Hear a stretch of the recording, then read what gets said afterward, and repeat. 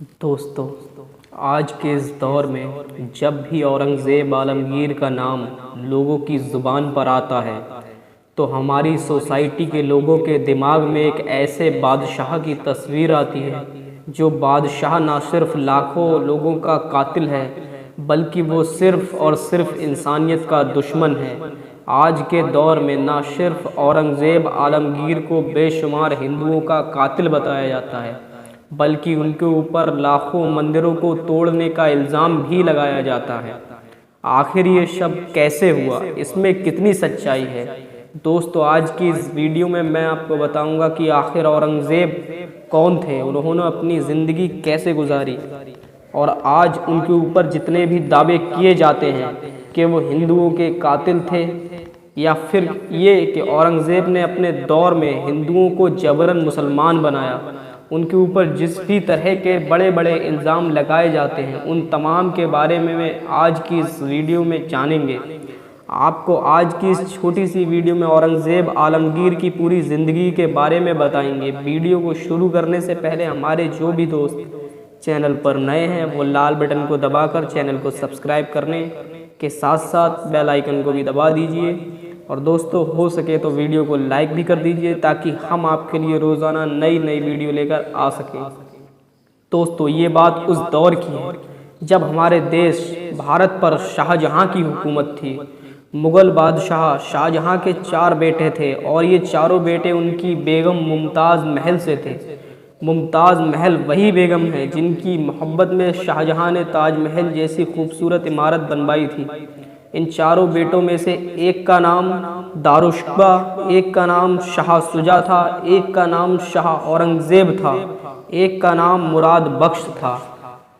सन 1657 में हिंदुस्तान का बादशाह यानी शाहजहां काफ़ी बीमार हो गया। जब उसके बचने की कोई उम्मीद ना रही तो उसने अगला खलीफा अपने बड़े बेटे दारुशुक़बा को बना दिया।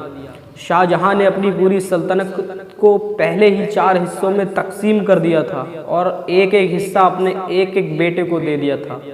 लेकिन अब बारी थी शाहजहां के बाद उसका मेन खलीफा बनने की, मतलब सबसे बड़ा बादशाह बनने की। लिहाजा चारों भाइयों में से कोई भी एक दूसरे को अपने ऊपर मानने को तैयार न था, यानी कोई भी एक दूसरे को बादशाह कबूल नहीं कर रहा था। लिहाजा उन चारों भाइयों में जंग होना तय थी।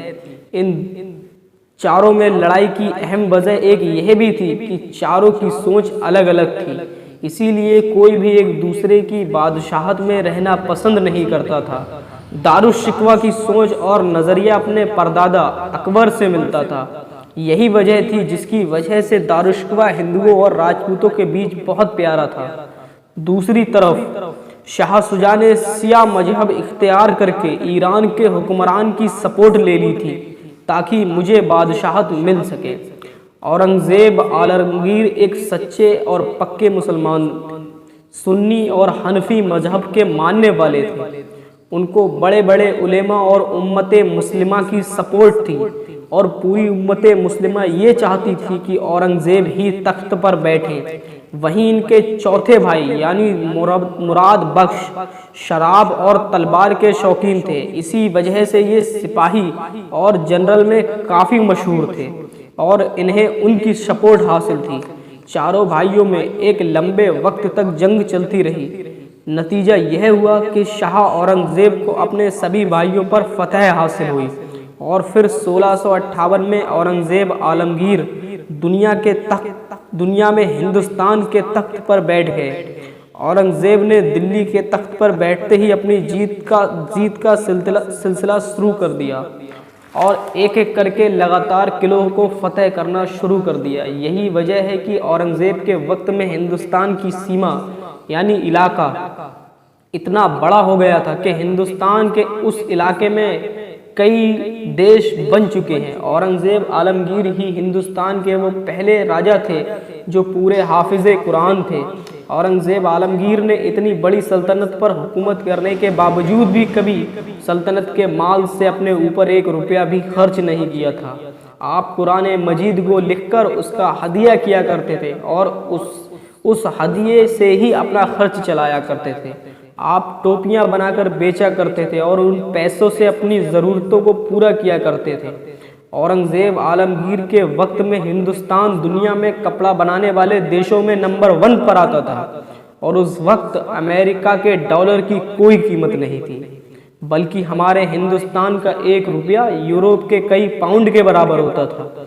औरंगज़ेब आलमगीर ही हिंदुस्तान के वो पहले बादशाह थे कि जिन्होंने शराब जैसे नशीले पदार्थों पर पूरी तरह पाबंदी लगा रखी थी। उन्होंने इसके लिए स्पेशल फोर्स तैयार की थी जो शहर के लोगों पर नज़र रखती थी और इस तरह के मुजरिमों को फौरन गिरफ्तार करती थी। दोस्तों, औरंगज़ेब आलमगीर के वक्त में दुनिया का 25% पैसा यानी 25% पैसा तो सिर्फ हिंदुस्तान में ही मौजूद था। हिंदुस्तान काफ़ी अमीर मुल्क था। उस दौर में औरंगज़ेब आलमगीर के दौर में हिंदुस्तान दुनिया में टेक्नोलॉजी के एरिया में नंबर 1 देश बन गया था। औरंगज़ेब आलमगीर ने अपने दौर में ऐसे रॉकेट और तोपों का निर्माण किया था कि जिसका मुकाबला करना नामुमकिन था। सबसे पहले रॉकेट का इस्तेमाल औरंगज़ेब आलमगीर ने ही किया था। औरंगज़ेब आलमगीर को आमतौर पर हिंदू विरोधी बताया जाता है। हालांकि सच्चाई यह है कि उनके दरबार में काम करने वाले तकरीबन 36% लोग हिंदू हुआ करते थे। उन्होंने पंडितों की पेंशन का भी इंतजाम किया था और ये पहले मुगल शासक थे कि जिन्होंने हिंदू पंडितों की पेंशन का इंतजाम किया था। इन्होंने अपने दरबार में तमाम बड़े बड़े हिंदू कवियों को जगह दी थी। आज के इतिहास की छोटी सी किताबों में हमें यह बताने की कोशिश की जाती है कि औरंगज़ेब कोई एक अच्छा बादशाह नहीं था, बल्कि जालिम बादशाह था जिसने हमेशा अपनी प्रजा के ऊपर जुल्म किया। लेकिन सच्चाई यह नहीं है। ये तो वो इतिहास है जो अंग्रेज़ों ने औरंगज़ेब के खिलाफ लिखा था। उसकी वजह यह थी कि औरंगज़ेब इतना ताकतवर राजा था कि जब तक हिंदुस्तान पर औरंगज़ेब का राज रहा, अंग्रेज़ों की ये हिम्मत ना हुई कि हिंदुस्तान के अंदर वो अपना कदम रखें। यही वजह है कि औरंगज़ेब के इंतकाल के बाद अंग्रेज़ों ने हिंदुस्तान में कब्ज़ा करना यानी हिंदुस्तान में आना शुरू कर दिया। औरंगज़ेब से अपना बदला लेने के लिए, हिंदुस्तानियों पर हुकूमत करने के लिए उन्होंने हिंदू धर्म के लोगों को औरंगज़ेब के खिलाफ उकसाना शुरू कर दिया और लोगों की नज़रों में ये जाहिर करने की कोशिश की कि औरंगज़ेब एक जालिम बादशाह था। सोचने वाली बात यह है कि हिंदुस्तान के इतिहास में हिंदुस्तान पर सबसे ज़्यादा राज औरंगज़ेब ने किया था। उनसे पहले किसी ने भी इतने वक्त तक राज नहीं किया था। तो अगर वो अपनी पूरी ज़िंदगी में लोगों को जबरन मुसलमान बनाता तो हिंदुस्तान में इस्लाम के अलावा दूसरे मजहब का नाम लेने वाला ज़िंदा नहीं रहता। लेकिन देखिए, आज के दौर में हिंदुस्तान की ज़्यादातर आबादी गैर मुस्लिम ही है। लोगों को झूठा किस्सा सुनाकर ये दावा तो करते हैं कि शाह औरंगज़ेब ने हिंदू को जबरन मुसलमान बनाया था, लेकिन यह नहीं बताते कि शाह औरंगज़ेब ने अपने सेनापति, जिसने एक हिंदू लड़की पर गलत निगाह डाली थी, उसको हाथियों से चिरवा दिया था। तो दोस्तों, ये किरदार था शाह औरंगज़ेब का। वो एक बेहद नेक और अमन पसंद इंसान थे।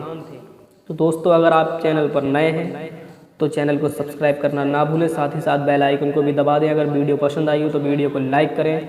आज की इस वीडियो को हम यहीं रोकते हैं, फिर मिलेंगे दोस्तों किसी नए टॉपिक के साथ। तब तक के लिए खुदा हाफिज़।